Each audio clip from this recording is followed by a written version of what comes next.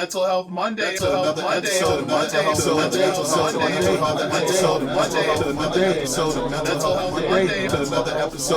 Health Monday.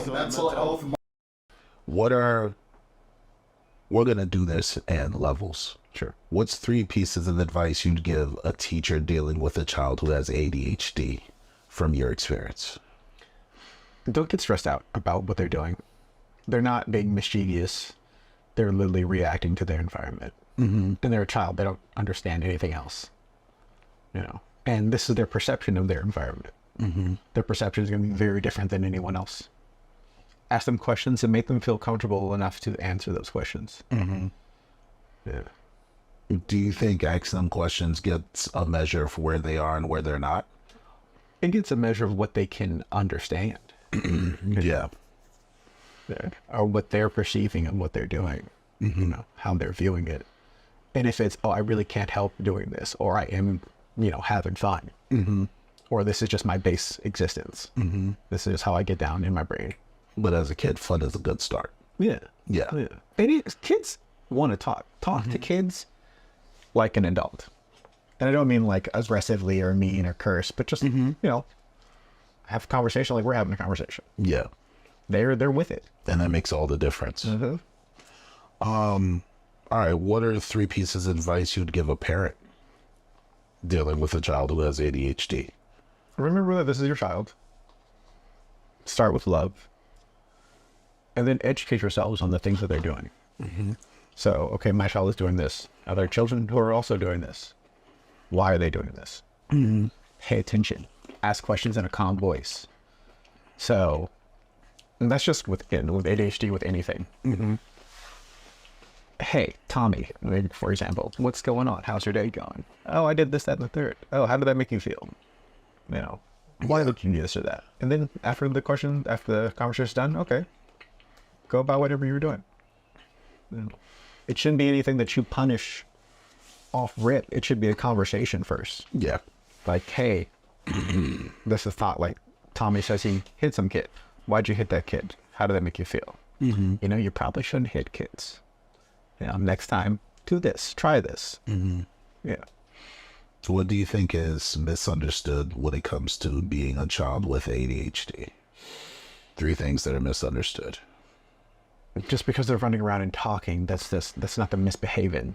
That's their brain at that speed. And also the abundance of energy that's built up in their body. You give them an outlet. Your work's not hard enough. Or you're just not stimulating enough. You need to be stimulating for a child with ADHD because they're really going at like 1,000 miles a minute. And they're trying to stand still. So they're technically the Flash. Yeah, just Barry Allen, if he actually spoke at his actual speed, exactly, he would never be understood. Have you ever talked to a child that was like speaking at a relaxed speed? It's quick. Yeah, like when I was young, I used to go. Just period. Yeah. I got you. This is a good one. And let me know if you're comfortable with this or not. Sure.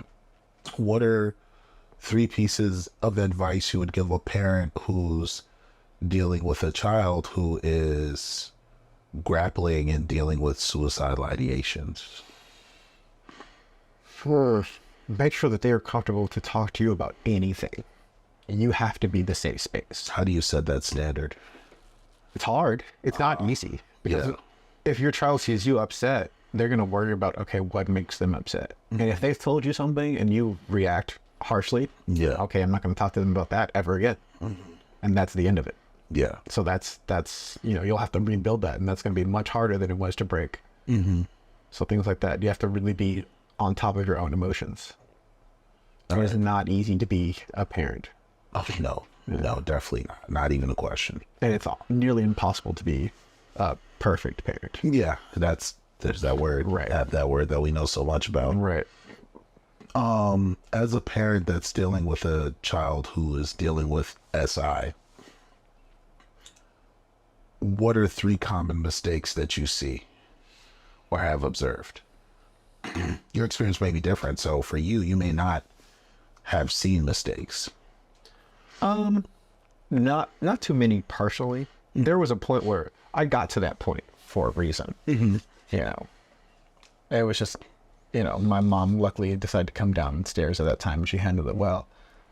But my parents arguing all the time, and things, there was constant fighting in the house.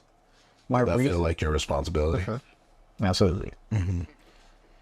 If it was, you know, because I'm not doing well in school or whatever, but a lot of that was their own relationship, and I just didn't see that. Yeah. You know, and I took on the burden in my head.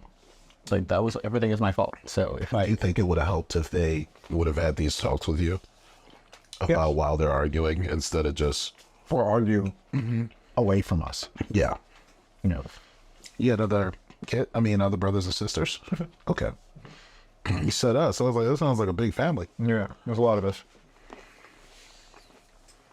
Yeah.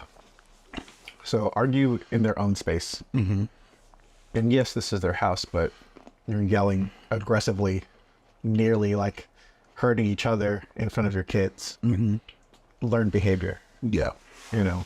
That's, So you pick up on that and you regurgitate that later down your life. especially if they're arguing about something that you did. You think, okay, so this is my fault. All this strife is my fault. So if I take myself out of the equation, it won't be a problem anymore. Yeah.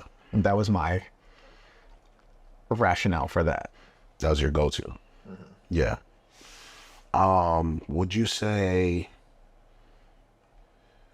did you have to discover these answers on your own, or was there ever someone that mentored you? Because I remember you told me you were in therapy at a young age.